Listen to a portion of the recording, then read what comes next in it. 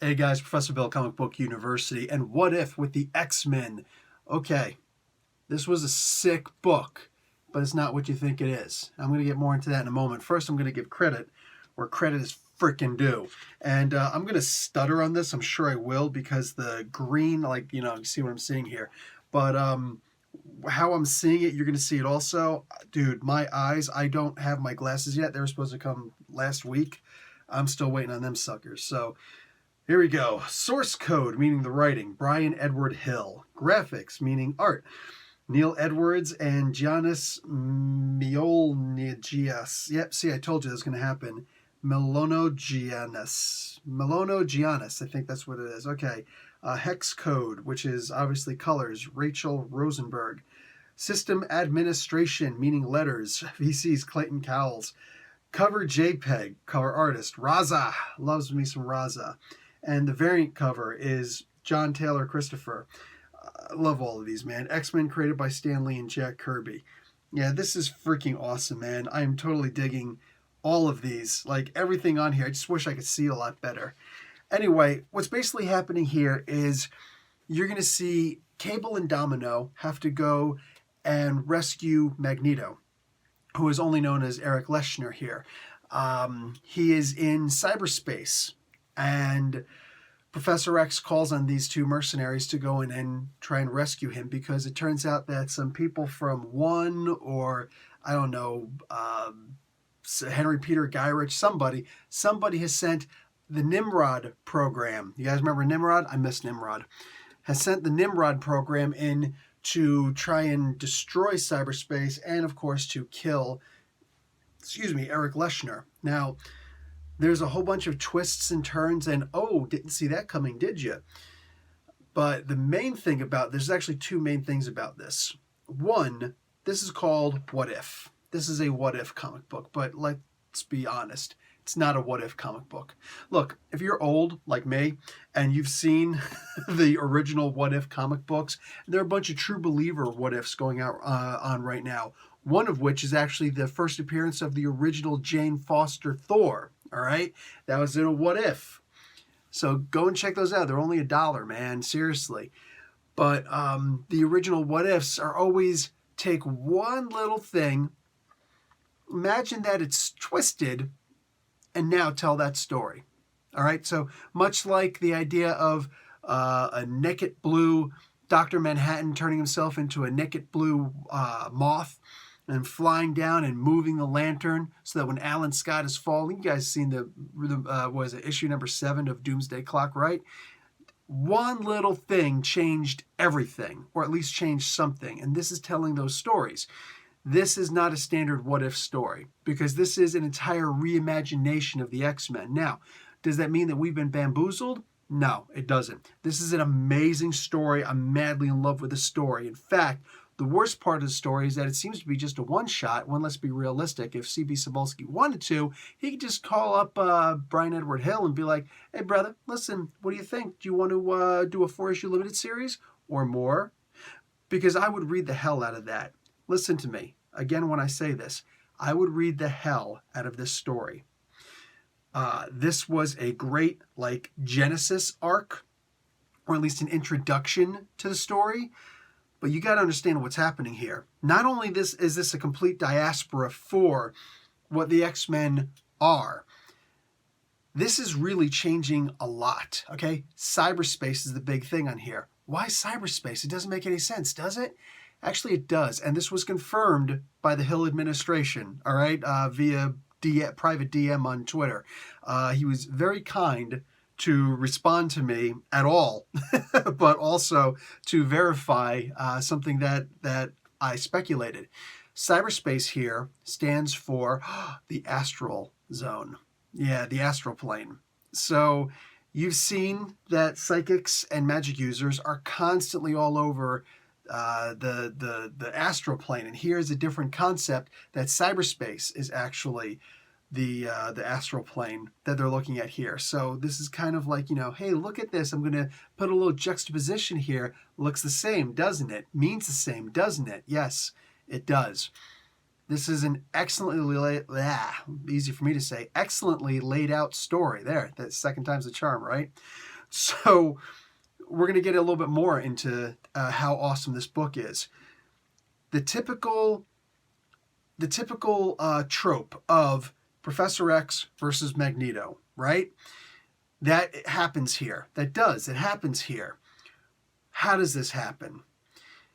Not only are these two going at it, okay? Magneto has the ability to manipulate cyberspace. Charles has the ability to manipulate cyberspace wirelessly. I know it sounds weird, right? That's how his telepathy works here, but it's destroying his body. That's why he's crippled. He's also got some neurological damage happening, muscular dystrophy, just all sorts of like neurosis is starting to happen. The dude's falling apart. He handles that, but it's going to be great to see how he handles it. In the interim, what we have is a very different take on the X-Men. Now, mind you, this could go into a much bigger story because you've got two character profiles here of characters, Rogue and Jubilee, respectively, who have not actually appeared in this comic book. But there's a whole profile for each of them. Why is there so much in there about these characters? Can we, by chance, have that bigger book that I was talking about? So now, not only did we have Magneto and Professor X and their typical headbutting attitudes, you also had a third mentality in here, all right? Something that we've seen, but I've never really thought of it as being a different perspective on things. You have Cable. You might sit here and think to yourself, well, what's Cable? Cable's the loner. I want you to think of it this way. Think of Cable as more of an anarchist. Okay, this is very different from the way that Charles Xavier thinks, oh, we can have a peaceful utopia where the humans will eventually understand us, but we have to have peace with them, all right? Think Dr. Martin Luther King Jr. And then, of course, we've got the Malcolm X into the equation, at least the standard idea of Malcolm X before he became more enlightened and got away from Elijah Muhammad and started going towards a more mainstream, more orthodox version of Islam, where he did start to accept that white people could actually be a part of Islam because he's seen it when he made Hajj. Both times, but the second time is when he actually talked about it. No, not a lot of people know that. He went on Hajj twice. Anyway, so you've got these two headbutting mentalities here, right? Let's just be peaceful. No, by all means necessary. But here's Cable who comes in and says, F both of them and F both of you. We need to be able to take care of ourselves. If somebody comes after us, we kill them. But if they don't, then we just stay away from them. We go into hiding. We make sure that nobody can mess with us. That's what we need to do. Now, that's a very interesting take on that. What can you do with that further? A lot of people think of anarchy as just, it's rebellion, it's destruction of the government, it's chaos. No. Chaos does not have anything to do with anarchy. Oh, the people in charge will think it is. No. Anarchy is actually a system of government which has no central system of government. It's governed by the people, literally by the people, okay? Not for the people. It is the people, and they take care of their own. And you've got your system over there, and as long as we're not fighting, we're good. Imagine if Cable were to actually have his own society. All right, now he could actually clash with Magneto and Professor X, join with both of them. In fact, I never really looked at it this way. And it didn't actually happen in this comic book, but imagine, because I can, that Cable actually goes and joins up with Magneto. No. Magneto absolutely does not represent what Cable stands for, but there are times when what Magneto wants or what Magneto desires, what he needs, so to speak, will actually perfectly align with Cable's mentality. What if it were, okay, we're being attacked here, we need to get the hell out of Dodge, we need to, let's say, destroy this plant and get our people to safety. You're telling me that Cable wouldn't allow himself to work for Magneto in order to do that? Maybe something like this has happened in the comics before that I've never noticed, but right now that sounds like a great idea. All I'm doing right now is brainstorming big time about what could happen with this kind of a world, because there's so much in here that it's kind of criminal that all of this would only be one book and that's it, the story ends. No, no, no, no, no, no, no, no, no, no. There is way too much here for it to just be this one shot, one and done kind of situation. I don't want any wham bam, thank you, ma'am. I want a system. Like, I actually want a whole series and just let it go as long as it wants. Dude, we've got the Ultimates universe. We've got, like there's the Elseworld stuff. Make this into like a Marvel Knights story, but there is a lot here that I would love to see. Again, guys, do not buy this thinking that it's going to be a standard what if. Buy this knowing that this is, did I say but if? A what if. This is not a what if. I don't care what that title says. That's a lie. This is not a what if. This is an entirely different concept for the X-Men, and it's amazing.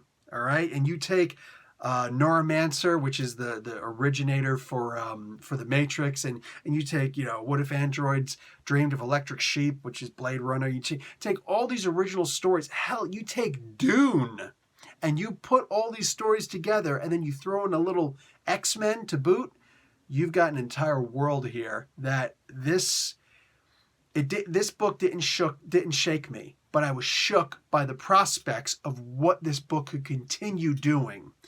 And seriously, C.B. Cebulski, you see this. Mr. Quesada, Joe Quesada, you see this. Alan Fine, freaking Walt Disney, Mickey Mouse himself. Yo, if you're watching this, this could be a series. This could be a full series. It can go 12 issues, it can go 100 issues. This is an awesome concept. I would love to see this bud into fruition and actually get a full story, a full title. That being said, guys, go and grab this book. Because if you want your imagination to just skyrocket, Professor Bill, Comic Book University. Class dismissed.